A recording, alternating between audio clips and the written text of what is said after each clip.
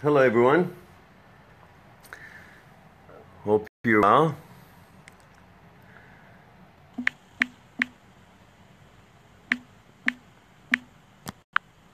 Someone just texted me if we will have a discussion this morning, and I just said, we are on now. She thinks now she missed it. She doesn't know I'm late. Hello, Prince. Good to see you here. Yeah, I'm feeling better every day. I'm feeling every day better, but it's a bad cold. Oh my goodness, look, there has been snow last night and everywhere is white again, pretty much. So, let me just enjoy my cocoa a little bit while you guys get ready with your questions.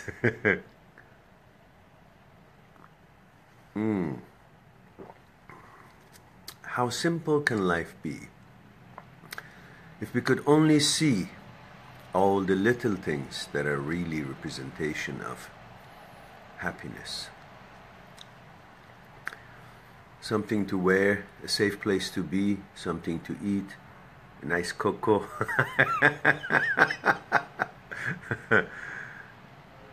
Basically, happiness is not out there, is into small things, is not in big things.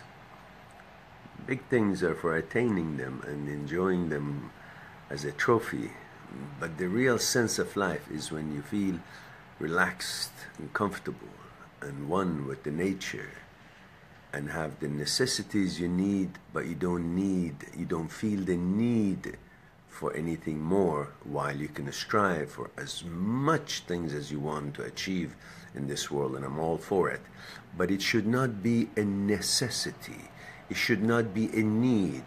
It should be a venture, an adventure, something that you wish to do, not something that you must do in order to feel worthy or to feel happy or satisfied. Your satisfaction and happiness should be based on little things that brings that peace and tranquility to you. The feeling that you are one with the moment and you don't want to be anywhere else.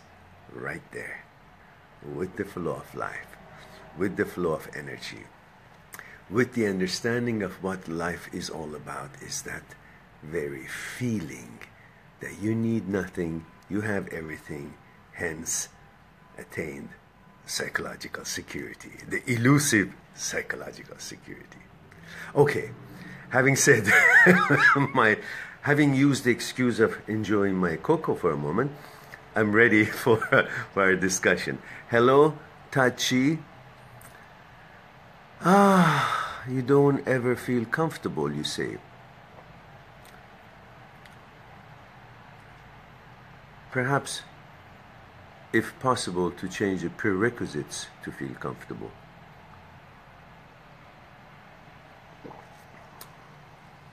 I understand if there are injustice or danger or serious health issues and so on that makes one to be in a different position. But if things are reasonably okay, then happiness and being comfortable would be a simple thing. Damaris Oliveras. Hello dear. Very happy to have the moment. To have this moment. How can I let go completely? To let go completely is to let go completely that you need all the other things in order to let go completely. When you let go, you let go. You don't need to. We're talking about not extreme situation. We're talking about normal day-to-day life, reasonable health and no physical danger. So then that's what the forum, that's what the setup is, the premise that we're talking about. So that's why I don't want it to seem so simplifying it. However, we need to let go, we let go. Often we are not happy because we really don't see what's out there. We're looking for something rather than seeing what's out there. When you're looking for something, you're always perceiving everything that you're seeing because you're looking for something. So you're wondering if that is what I'm looking for, which means you're looking at that, but you're thinking about what you're looking for in your consciousness. Consciousness is the memory. Memory is the past, so therefore you're in the past, you're not in the present, you're not at the moment, you're missing what is happening, what is included in that moment of life as you share it with the nature. So if you don't look for something, if you look at it with full attention, you will see there's so many things in a moment that can satisfy you and bring you that peace and quality and tranquility, and try to become one with that flow of the energy in that moment of the universal life. Right now I'm looking at the snow falling down so gently, and if you just follow the flow of snow and be with that flow of that snowflake, you will find your opportunity to be with life rather than for you to be thinking about something else in the past, worrying about something that hasn't happened yet in the future, wondering how it will be the rest of the day or tomorrow, yet missing the whole opportunity to live at the moment. And the life that you would look at it and you would call it life would be actually the death of the past, because you are thinking about something else in the past, some other things other than what is happening in front of you at that moment, like the snow that is falling down. But when you are with the actual full attention of what is happening in the moment in front of you, whether you're in front of the ocean or you're observing the fall of snow, then your mind is with the snow, and the snow is happening now, so snow is now, so your mind is now, so you are now, so you are one with the life as it's happening, rather than you being in your memory being in the past, so you won't be here, you will be in the past, or you will be conjuring up something that hasn't happened in the future, therefore not being here, therefore your life would not be at the now, in the now, hence your life as you look at it would be wasted and spent in the memory, which is in the death of the past. So we do need to understand the moments of life and be with the moments of life.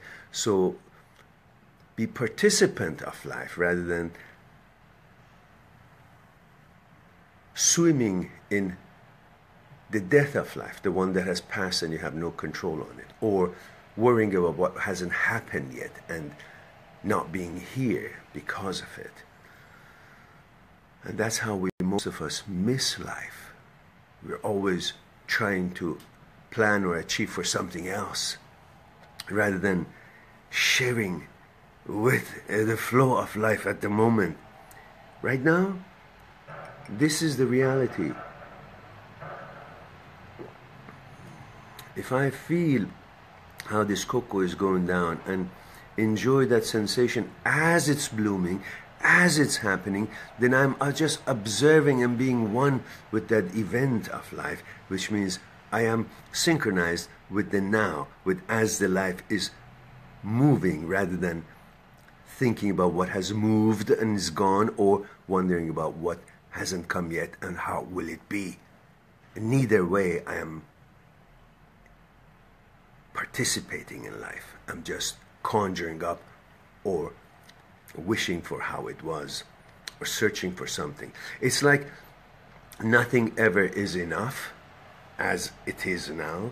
So we're either roaming around in our memory or projecting something, looking in the future and trying to look for something to become more, to be more than what it is.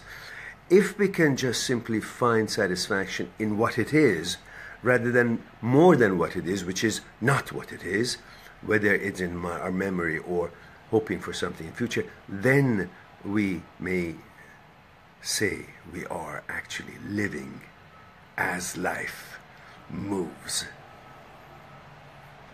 Okay, too much cocoa, I understand. So now,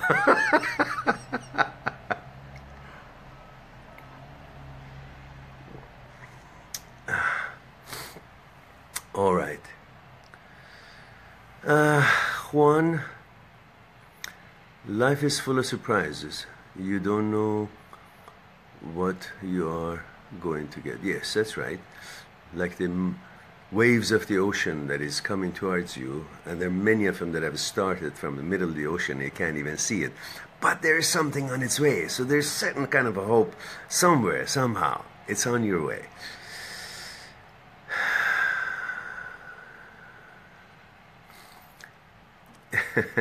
No, Taj, that's the perception that you have, and that's your choice. If you want, you can. Taj says we're all waiting to die rather than to live the life as it is.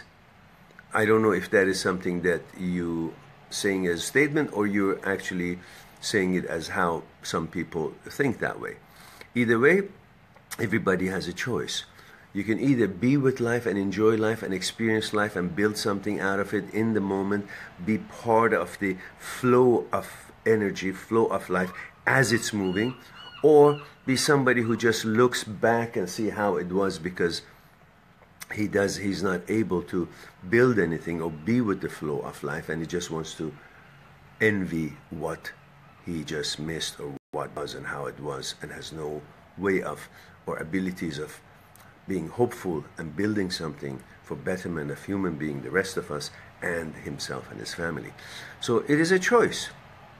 You can either wait until you die, which is a waste of life, and if really the universe knew that you're going to waste it, would not sacrifice 300 million other sperms that when your mom and dad were in honeymoon just for you to be the winner of that race and become a participant of the collective of humans born into this life. So 300 million other people, sperms have been sacrificed, and you were the winner. So you were the chosen one. So you were the lucky one to begin with. And now that you're here with all that possibilities and power that you have exerted and shown to win over all those other people who could have had the chance to be here, and you are here, and you're going to waste it and wait until you die? What a waste. We all need each other. We need your energy. We need your perseverance. We need your whatever it is that you want to accomplish, so we can all build on top of it, become a stronger energy to help each other and change things, even though we don't know we are changing things. But just the way we are doing our best, that's going to happen by itself. Now, Damaris, yeah.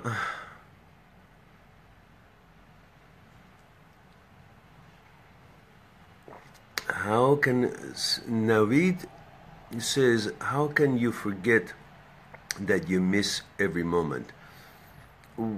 Okay. What is the benefit of constantly thinking about what's missing, and then while you're thinking about what you're missing, you're also missing more of what's happening? So you'll always be missing. If you be focusing on what you're missing, then while you're focusing on what you're missing everything else as well. So it's a continuous missing, because you're focusing on something that doesn't exist. So everything else that is happening and existing, you're also missing those. So what's the purpose of it? Memory is only good to remember the danger and the things and experiences that you learn, so you won't make those mistakes again, and you build on it and you use it to make a better life. Memory in knowledge, memory in math, memory in science, memory in the way of things to do better. But other than that, thinking about things that don't exist and really you can't use them to build anything and better your life, what's the use of thinking about them? Thinking about something that is dead, non-existence. A waste of time, waste of energy. So think about it.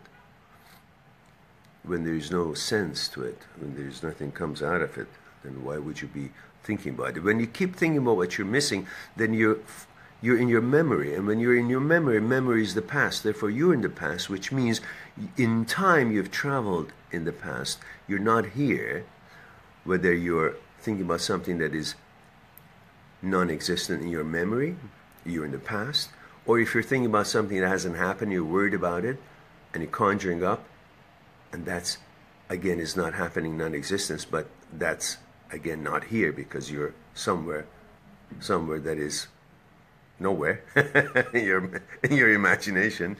So you've missed the now, which is the reality and actuality. So that would be what we call your life is in the death of the past. See, the past, you either are spending time in there, which is you're traveling in the past, you're in the time, you're not here. You're not seeing what's happening. You're busy with something that doesn't exist. So you're not here, so you're missing what is here. And you're living your life in the past. So what's good is there? What do you gain? Nothing. You're missing the reality, the actuality of your life. All the opportunities, you know? Just imagine if you're in a school and the teacher is teaching math or something in classroom, and you keep thinking about the last year, the last classroom. You learn nothing. You miss this one too. And you are in the next class and you're thinking about, what was it that I learned in this class? You're always behind and never build anything because you're always thinking about focusing on things that is already past and is not pertaining the moment that you are actually sharing your existence in it. You're always perceiving things. You're living an illusion, something that you have no control of. Just imagine if you're in front of a river and the river coming from the left side, top of the mountain, as we talked about it before, and this water is coming from left side and is passing in front of you and it's continuing that way. So the water that is already passed you by, that's your past. You can't reach it. You can't do anything about it. It's useless to try to go after it. It's already gone. You can't do anything. You can't make any change to it. You can't pick anything from it. You can't do anything. It's not used. It's non-existent. It's gone. You have no access to it. And the water that hasn't arrived yet, is coming from the mountain, it hasn't arrived yet, it's your future. It hasn't come yet.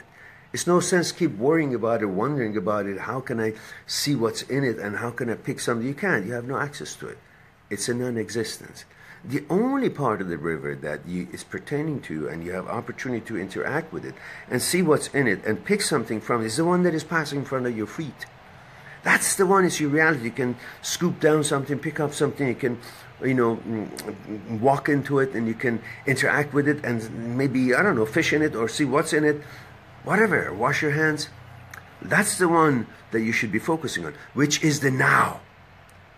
The water that's gone is the past, no access. The water hasn't come is your future, have no choice in it. You have to wait for it. The only water that you can interact with it, the only time, the only thing you can is the now. That you can be one with it. You can share with it. You can participate in it. You can be part of the real life, the actuality of life. So that's the part of the river that you should really be focusing on. So don't let the past come into the present, modify itself, and go to the future. In other words, you bypassing the now and always wondering about how it was, I really loved it, I miss it, or I wish it will be like this someday. So you're really living an illusion. Nothing is real for you then. And you miss the opportunity to actually create the things you want to be. And that can only be created in the now. So get busy. Don't miss that opportunity. Yeah? So, let's see. What else is here? Some cocoa.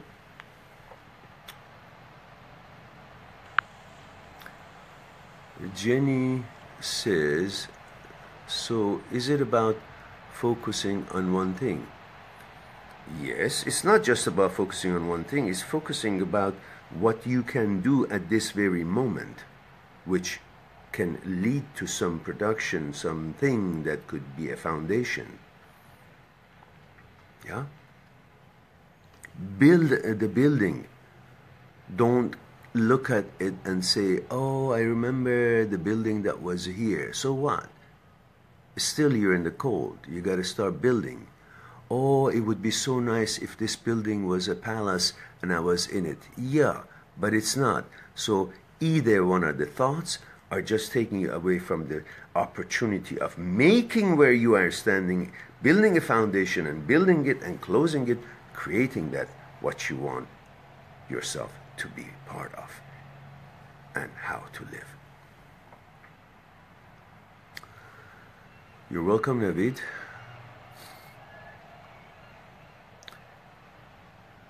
Stanimir Dimitrov, I don't read Russian, unfortunately. I wish I could, but I can't. So maybe if I had a moment, I could translate it on a translator, but it's short time, can't do that. You're welcome, Damaris.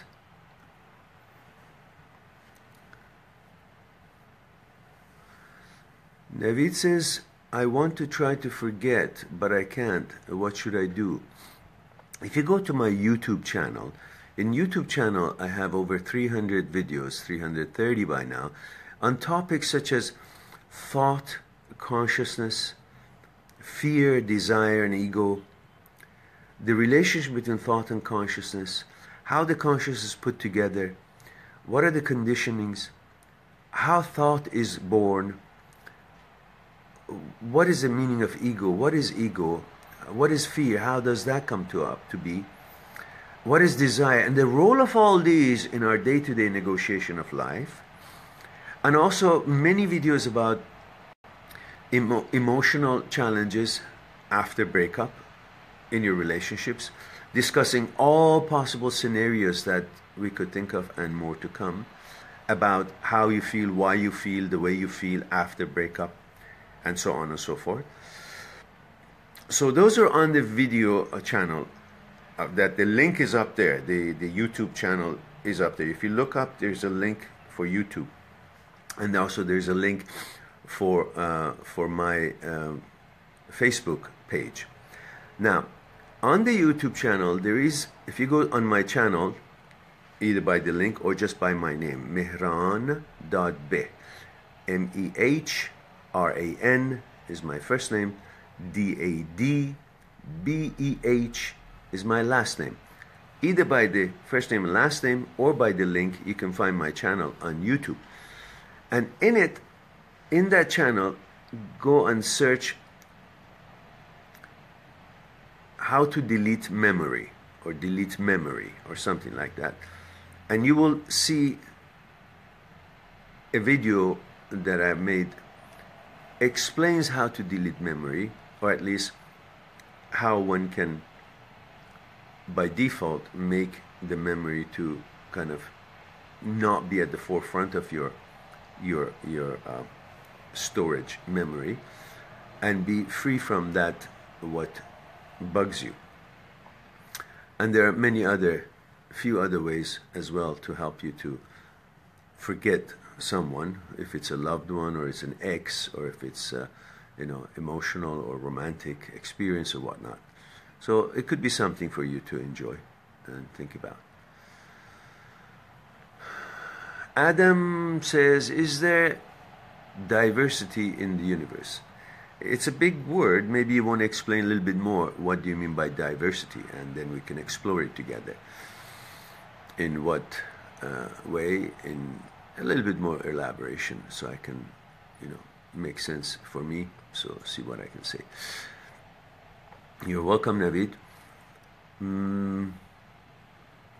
Taj Chi says, I believe that our purpose is to be happy, and that is not measured with our wealth or society. So of course.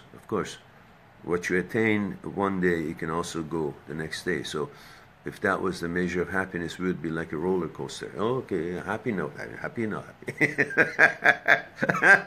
That's what we want. We're trying to get away from and bring certain kind of the certainty, the psychological security in our life.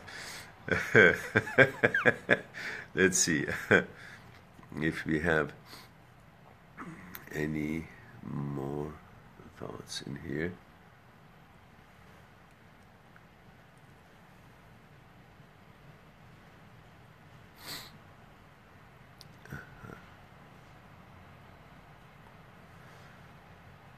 Janet. Yes, Janet, I do have a cold, a big one.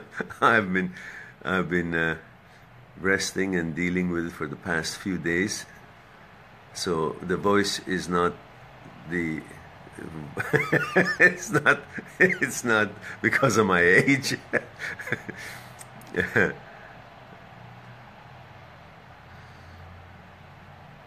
Janet says, have you any advice on how to build up self-esteem, especially for someone who has been told for a long, long time they are good at nothing?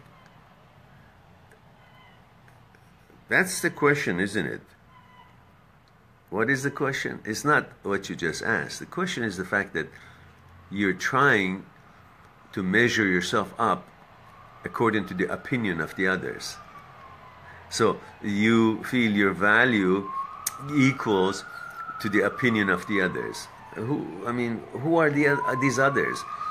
Are not these others the same idiots like we are, with their own shortcomings? Or how did they suddenly became so perfect in everything that now we measure our value and worth according to what they think of us? Where is the qualification of their thinking? Where did they get that? Aren't they the same, with the same shortcomings and needs as we are? They are part of the humanity, and the problems that you are facing and you think about yourself, they have the same. Only they may seem like they don't when they're in front of you or trying to cover it up for themselves. But really, why would you wait to see what others say for you to believe who you are? Internally, look for it. Your self-esteem is not depending on who says you have it or who says you don't have it. Your self-esteem is based on how you see your life, what you accomplish in it, what you learn, what steps you take.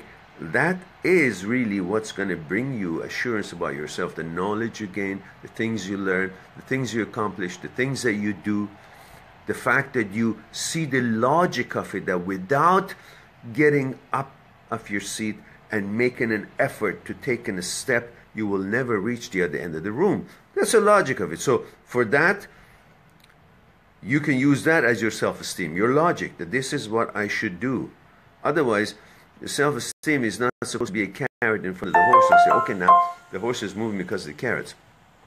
Horse got to be moving because he commands it that he wants to go from here to there for some reason. Find that reason. That reason is your self-esteem. If you have no reason, you get hungry, you have a reason to go and cook. The reason to be hungry, that you're hungry, is your source of self-esteem. It is the logic for creating that willpower to get up and do something. Willpower is something that you should simply find in the connection you have with the nature. Understand you're part of this humongous universe, this energy flow, and we are all made out of energy. We're all like the drops of the ocean, drops part of the humongous body water of the ocean, and therefore we are part of the ocean. Therefore we are a piece of energy of the total energy of the universe. So we are part of the complete whole. We are part of the universe. Therefore we are part of the magnificent power. Therefore we are also part of this big power. There is your power. There is your backer. You're part of the whole, and the whole is very powerful. Therefore, you have all the power and self-esteem or willpower that you need, because the whole universe is one gigantic willpower, and you being part of it, therefore, you have access to that amazing willpower. Use that willpower to do whatever you want. You don't need other people to tell you you can't do it, so therefore I can't. Or you can't do it. Okay, I can't. Well, who are they? They're another drop connected to the universe. Just have a big mouth. That's all they have. So focus on the fact, focus on the truth that you are part of this universe. The universe has the biggest willpower. Therefore, you are connected and have access to that willpower. Therefore, you don't need anybody else to say you have self-esteem, or you're good or you're not good. You can be as good in anything you want if you spend enough time and effort, learn the knowledge, but the willpower is there as given to you as part of your existence in this life, because you're part of this great energy. You're part of this great source. You're part of the universe. As part of it, you include every bit of power that it has, because you have connection to it. You're part of the whole. The whole is made out of all of us. We're part of the whole. A whole is made out of us. So we should be logically sharing its abilities to some extent. So that's where your willpower comes from. To recognize that you're part of the whole thing. There's no bigger willpower and self-esteem than recognizing that. Okay, now let's see what else we have here. Annalise says, I really want another baby with my partner, but after a very bad pregnancy and birth, I'm very scared. I have developed a very high anxiety and OCD because of this. How can I help myself to let go and give my partner another child? Do you have any child right now, or was it the first try? Let's talk about the anxiety that you have. The anxiety and the fear of something is created when you compare what it was with what it is, what it could be. Your thoughts create this comparison. Let's say you had a pain in your side last night. So you're thinking, I had a pain last night. I wonder if I will have it tonight as well. Or how will it be tomorrow? So you just created fear by comparing what it was to what it is, what it may be, what it could be tomorrow. But none of it is real. Your thought created this comparison, traveled in time, created time. Thought created time by comparing what it was to what it is, what it will be, which is creating time. So thought created time. So thought is time. And this separation of time, by thinking of what it was, what it will be, what it could be, is creating that anxiety to you. Otherwise, if you focus on the fact that you are here, no comparison or perception of what it was, what it could be, whatever, and just be one with the existence of this moment of life as it's moving, the movement of the now, the movement of life, there is no fear. There is no anxiety. It only creates when you compare that experience. Will it be again? How would it be? Or will it be okay? This kind of a thinking comparison is what brings. Otherwise, the reality of it may never happen again. But the only thing in relation to that event that you have as a pictorial, as an experience in your mind, is that kind of an event. Therefore, that sort of topic represents to you what you know of it, and what you know of it happened to be the kind of a scenario that you went through. But that doesn't mean that scenario is how it's going to be all the time. And you will never know, but by comparing it and thinking about it doesn't mean it's happening and put you in that anxiety. It's just a thought. And the thought is an illusion. So your whole anxiety is an illusion. It's not an actuality. You create it by thought. And the thought is like when you put a virtual reality goggle on your head to watch a movie, and when you have that goggle on, you see nothing other than that movie. The frame limits of the borders of the frame of the goggle that you have doesn't allow you to see anything outside of that screen of movie. The only thing you see is the screen, and there is no outside of that boundary. So you think that's the whole world, that's how everything will be according to what the limitation of the field of your vision and what is in that screen. And that's what you've done. You've put a goggle on your head according to the experience, thinking that the only way it's going to be, because that's the only information you have of it, the only picture you have of it, you think that what you know and what you have experienced is the whole possibility, the whole world of it, the only thing that it could be, because that's the only thing you know of it, the only experience of it.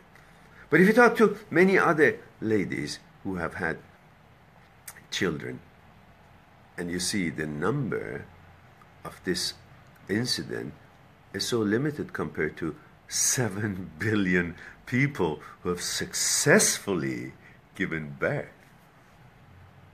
It's in nature's way of reproduction. So obviously there's a lot more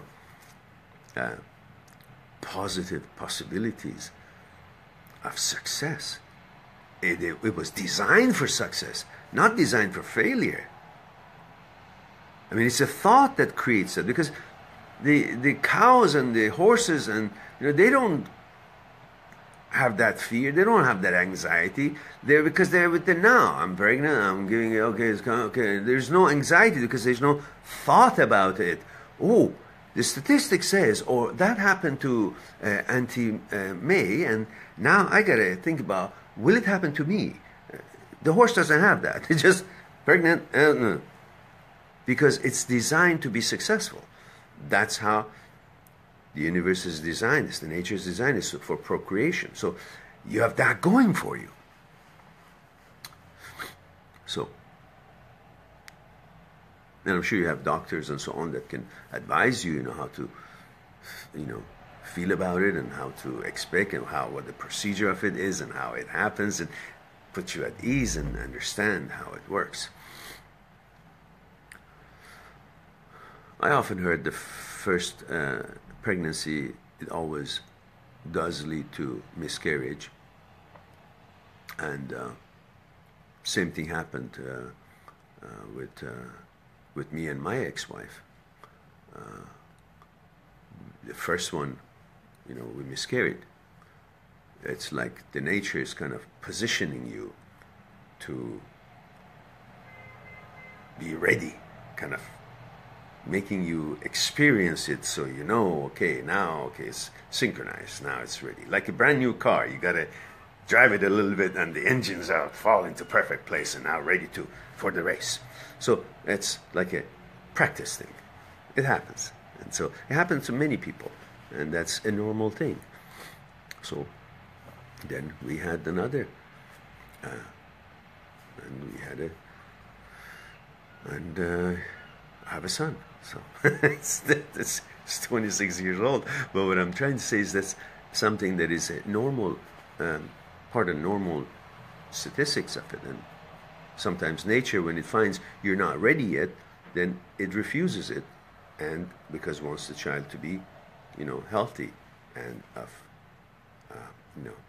winning nature. So it says, no, I'm not ready.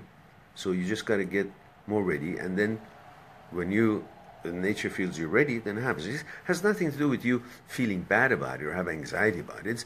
Nature decides, are you ready or not? There is more wisdom than what we can conjure up or figure out. So be chill about it and talk to your doctors and make sure everything is good for you and nutrition-wise and so on, and proceed from there.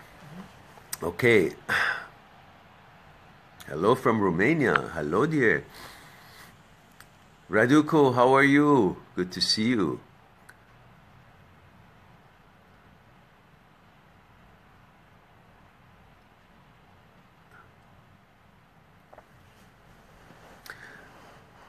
Taj, I'm not expert in that field, and therefore, because I'm not a doctor, and therefore that is not something I could find myself qualified to think. I'm sure nutritionists and doctors and health experts can be more specifically helpful on that question of yours. Good to see you too, Raduko. Okay, so let's see what other questions we can address.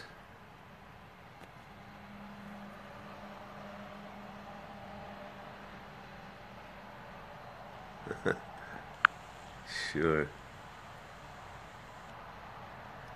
Yes, thank you, Raduko. So what do we have here?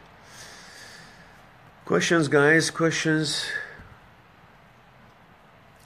Okay, while you guys get your questions out, I get a sip of cocoa.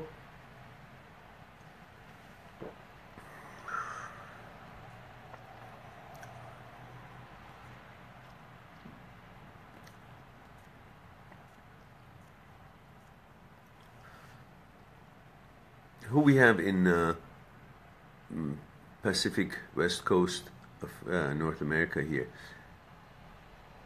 What is the time, you guys? How far have we gone today? I don't want to keep you too long. And 11:22. Thank you. So we have another maybe 10-15 minutes, or possibly 20. 2022. That must be Europe. Yeah. 22 minutes. 21:22. What is 21? That's 9:22. That's, where is that? Pacific West Coast here is like 11:22. So to 21:22, it's about 10 hours ahead. That must be somewhere in Middle East or somewhere in possibly Russia. I guess. So, let's see, for the next 15-20 minutes that we have, let's see if we can address some other question.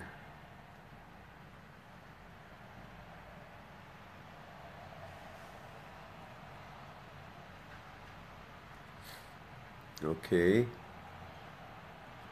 So we're looking for a question about your relationships, breakups, and matters of the psyche as far as thoughts, consciousness, ego, desire, and fears are concerned.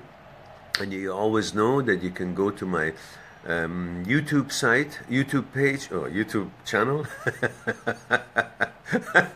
I'm out of it, hence the cold. And you have over 300 videos on the subject of psyche, the consciousness and ego and relationship with the thoughts and the rest of it. And also many videos on relationships and how you feel, why you feel the way you feel after breakup, and how to deal with it and how to move on and so on. And also you can go to my Facebook page, which the link is up here. You can go and like the page and to be in touch, so you'll know any of upcoming scheduled talks, live talks and whatnot. We have live talks on Saturday 10:30 in the morning in my own Facebook page, Mind That Seeks Truth, and Sunday morning 10:30 at this Facebook page, The Amazing Things in the World. Thanks to Witty Feed and its organizers for bringing this opportunity to us so we can all be connected and to know help is around the world, help is available for after breakup and things that may concern you. You can also go to my site, www.mindthatseekstruth.com, where you can find my books. whether in paper version or the ebooks. Ebooks are much cheaper, of course, and you can find books such as Me, My Psyche, and I, where these matters are spoken there. Then there's another book called Transient Thoughts and Me, which are the thoughts that come to you and you have nothing to do with it. You didn't invite them. It was unwanted or uninvited thoughts. And you wonder, what does it mean? What does it have to do with me? Does it represent my interest? Does it represent anything to do with me? Or how did it appear? How do I deal with it? And things of that sort. And there's, of course, the big book of the Breakup Pain Handbook, which